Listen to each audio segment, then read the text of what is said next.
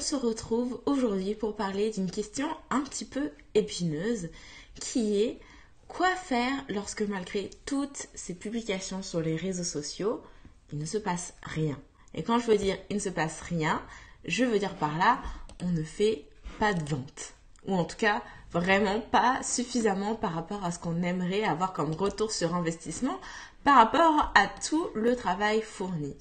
Et dans ce sujet, en fait, je voudrais quelque part faire une réponse à toutes les personnes qui me contactent, à toutes mes clientes qui donc décident d'investir le web pour aller chercher une clientèle en ligne.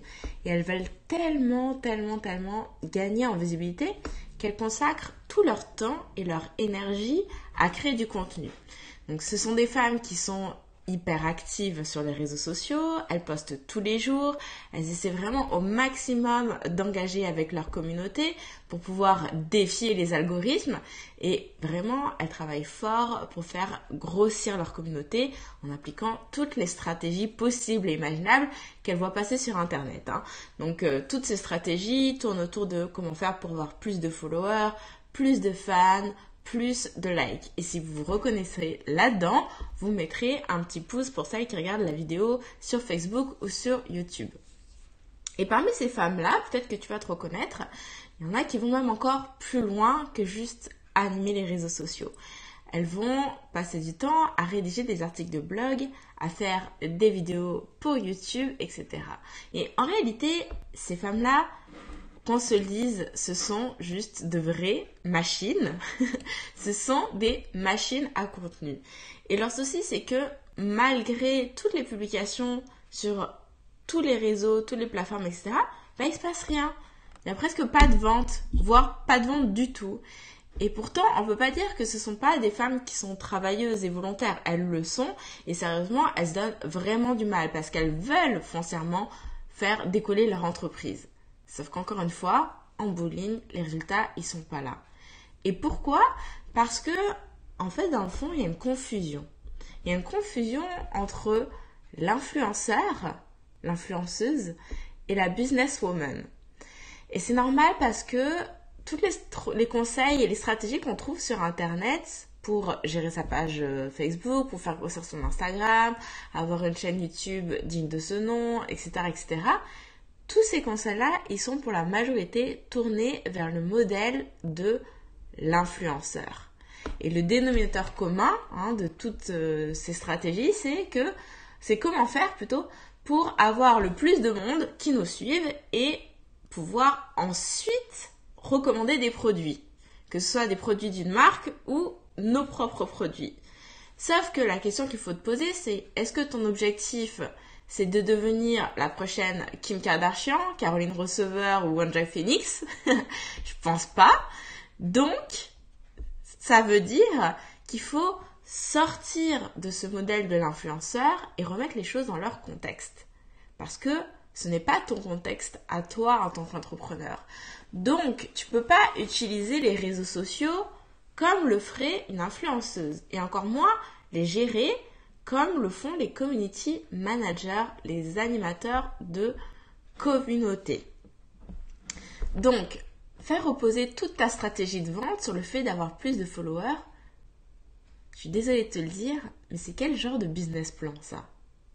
C'est pas un modèle d'affaires de se dire je vais avoir plus de fans et comme ça je vais faire plus de ventes.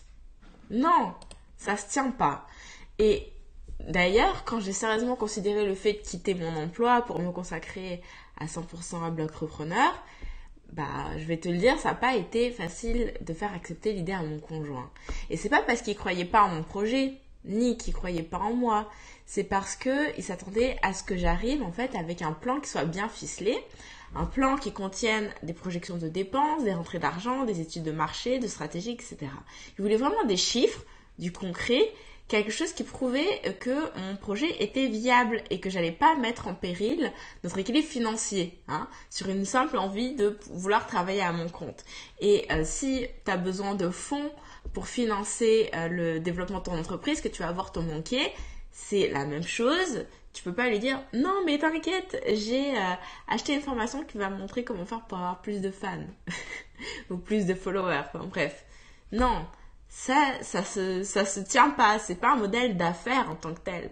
Un modèle d'affaires, ça repose sur un plan concret qui se tienne avec des chiffres, des évaluations, des projections, etc. Et mon conjoint, il avait vraiment raison, ok, d'attendre ça de ma part. Parce que si je lui avais juste dit, t'inquiète chérie, je vais tout faire pour avoir un max de followers, il aurait juste rigolé. Et de la même façon, ton banquier, il va juste bien se marrer. Donc tu dois avoir un plan qui tienne la route, dans lequel en fait les réseaux sociaux, ce n'est qu'une pièce du puzzle. Parce que c'est ça la clé en fait, c'est ça qui fait toute la différence.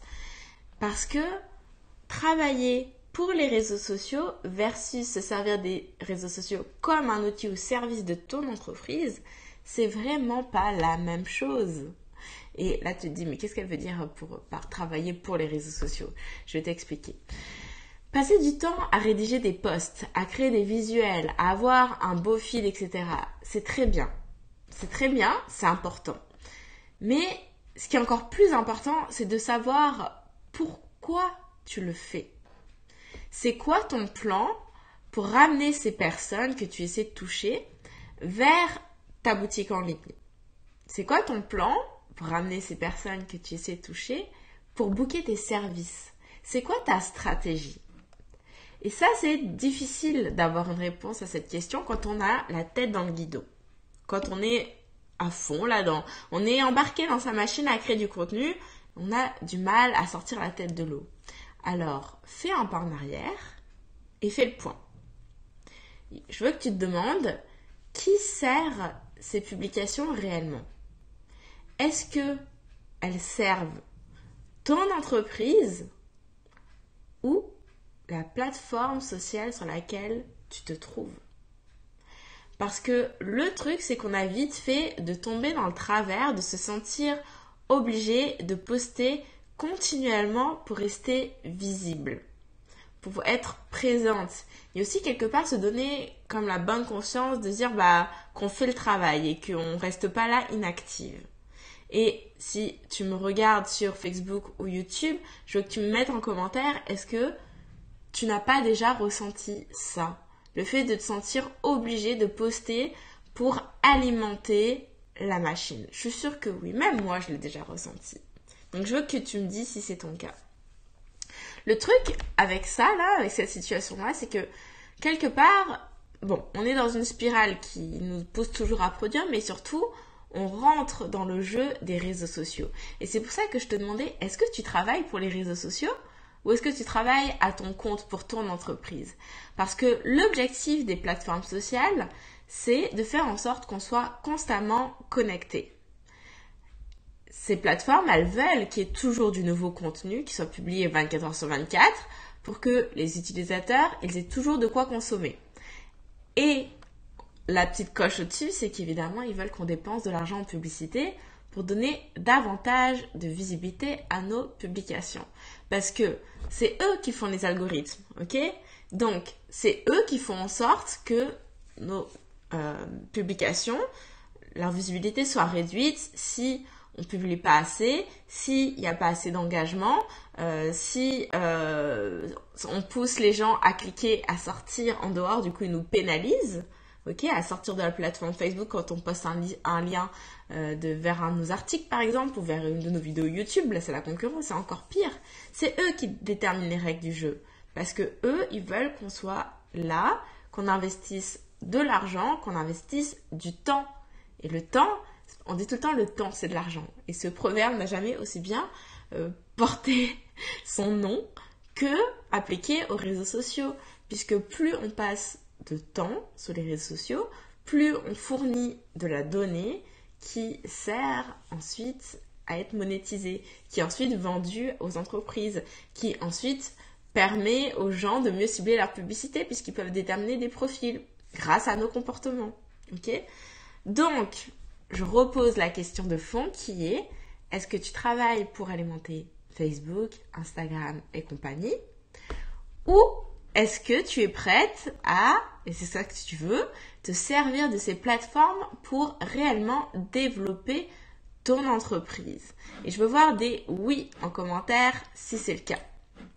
Alors, pour remettre le développement de son entreprise au centre de ses priorités et vraiment te servir des réseaux sociaux comme d'un tremplin.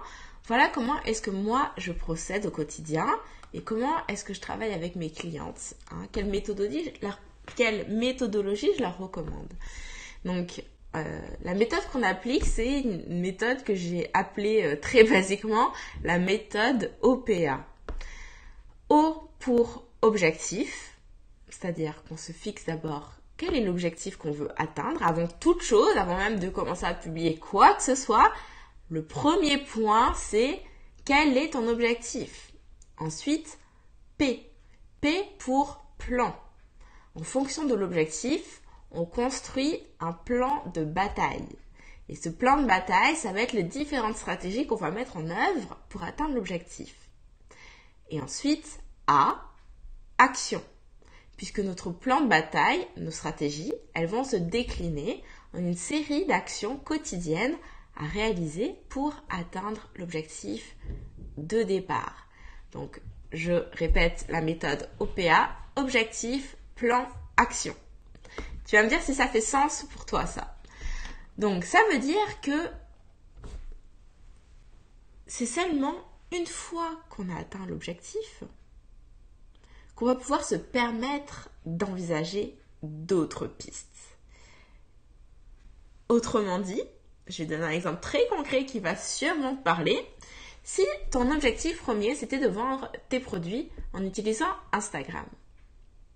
Concrètement, ça veut dire qu'on ne décide pas du jour au lendemain de tout miser sur Pinterest parce qu'on a entendu que c'était un super outil pour faire des ventes. Et tout d'un coup, soit on laisse tomber pour Instagram, on va sur Pinterest, soit on fait les deux en même temps. Non. Mauvaise stratégie, ça faisait pas partie de ton plan de bataille. Et on ne dévie pas du plan, puisque le plan a été conçu pour te permettre d'atteindre à coup sûr tes objectifs. Sauf que en décidant, en changeant de cours de route, de changer le plan, de changer de stratégie, c'est le meilleur moyen de perdre le focus, de dissiper tes efforts et donc d'être moins efficace.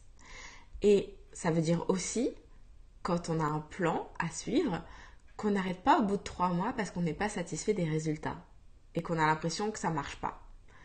On ne le fait pas sans avoir fait un travail d'analyse approfondie de la situation. Parce que malheureusement, c'est quelque chose que la plupart des gens omettent de faire et de prendre en compte dans leur processus décisionnel. Et là, je parle carrément de processus décisionnel. Parce que beaucoup vont prendre des décisions sur un coup de tête, vont se dire « Non, ça marche pas, je passe à autre chose ». Sauf qu'on ne peut pas décider d'arrêter juste comme ça sur une simple intuition. On doit mettre en place un processus décisionnel. Et ce processus, il passe par une analyse. C'est-à-dire qu'on va aller regarder ces chiffres, ok ? On va calculer, je ne sais pas, le rapport entre le temps investi, la population touchée, les informations qui ont été transmises, les clients obtenus, et on va faire ces calculs. On va voir les chiffres, et les chiffres vont nous permettre de prendre la décision. Ok ? C'est d'abord en ayant fait l'analyse approfondie qu'on prend la décision. Et ce travail d'analyse, pour moi, c'est ça le processus décisionnel. Ok ?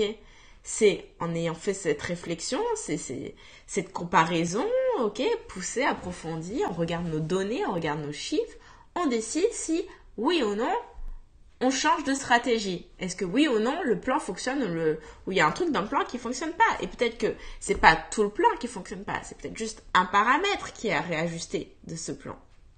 Donc, finalement, la méthode OPA, on pourrait même l'appeler la méthode OPAA, objectif, plan, action, analyse. Ok, c'est super important de décortiquer tous les résultats qu'on a obtenus, d'aller vraiment chercher toutes les données possibles parce que, au-delà de décider est-ce que oui ou non on doit continuer, c'est ce travail d'analyse qui va nous permettre d'amplifier les résultats obtenus. Parce que si on a un système qui marche, notre objectif c'est de faire en sorte qu'il marche encore mieux, c'est de monter en puissance.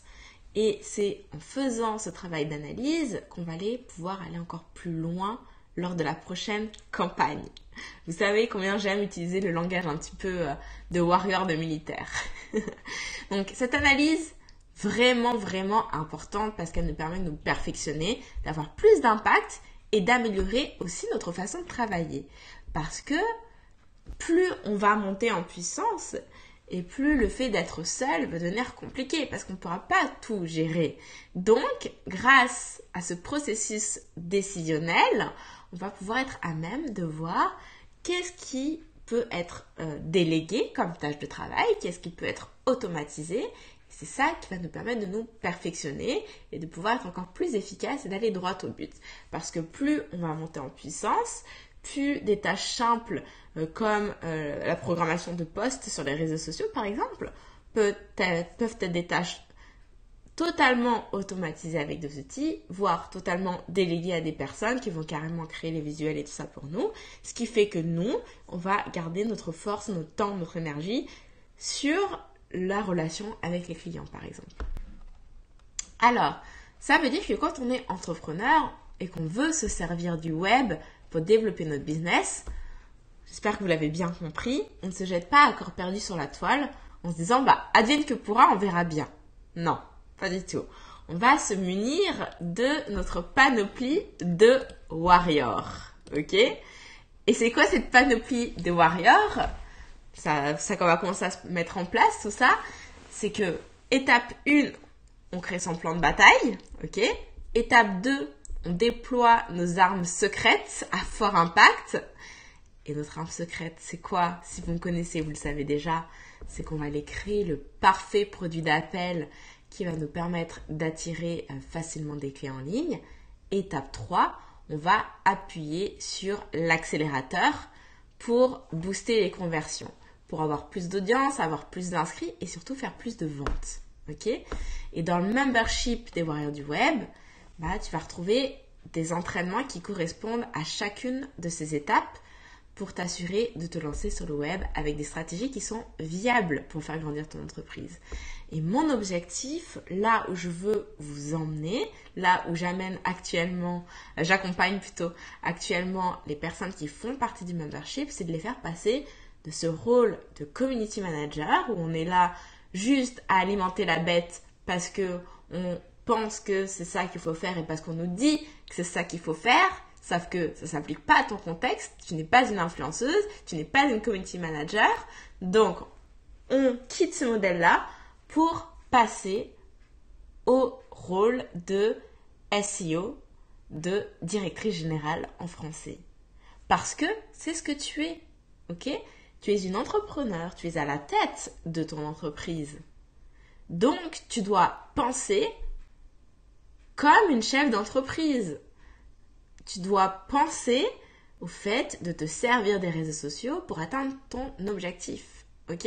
Tu dois mettre en place un plan, définir des stratégies, voir qu'est-ce qu'on doit faire exactement, comment ça va se traduire au quotidien, quels outils on doit utiliser, quelle plateforme pour ça, etc. Qu'est-ce qui va te permettre d'avoir un meilleur retour sur investissement, etc. Et tout ça se définit en amont. Tout ça se définit, c'est toi qui le définis en fait.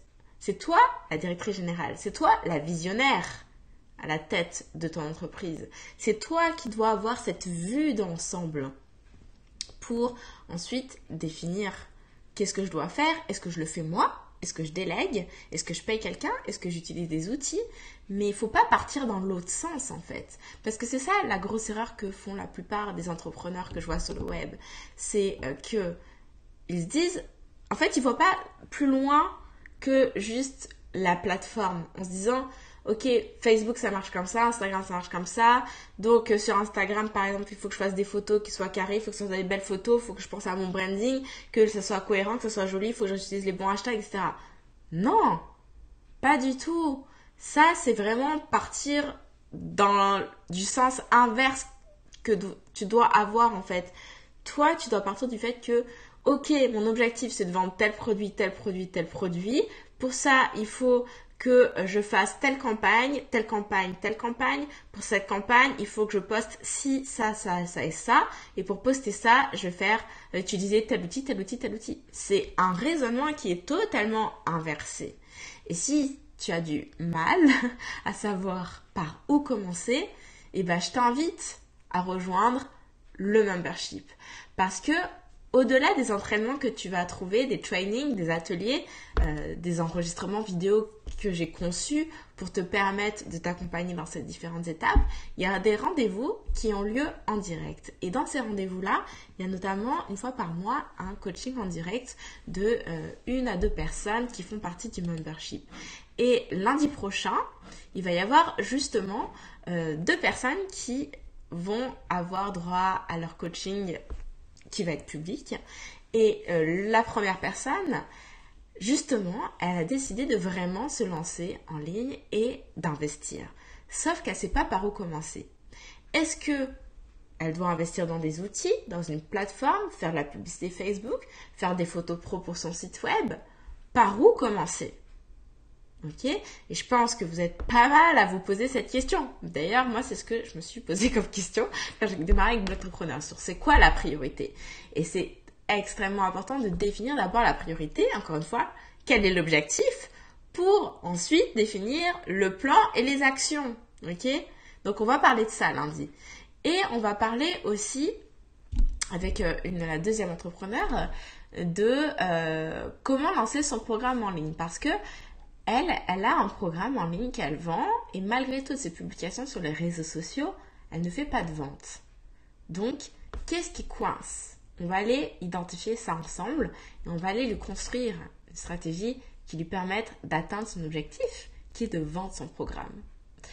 Donc, l'intérêt du membership, c'est que non seulement ça te permet de mettre de l'ordre dans ta tête, en plus, tu vas apprendre comment faire, par où t'y prendre, par où commencer plutôt, par quel bout t'y prendre, c'est ça le terme que je cherchais. Mais aussi, il y a un groupe Facebook où tu peux poser toutes tes questions, puis il y a vraiment une super communauté, les filles s'attendent d'elles. Il y a un autre rendez-vous en direct qui est un demande-moi ce que tu veux, ask me anything en anglais, une espèce de question-réponse, et qui n'a pas lieu sur Facebook. Enfin, je poste le lien sur Facebook, mais ça n'a pas lieu dans le groupe avec Zoom. Zoom, c'est un équivalent en fait un peu de Skype pour les entreprises. C'est comme des salles de réunion virtuelles. Et l'intérêt de cet outil, c'est que en fait, tu vas pouvoir me poser tes questions de vive voix.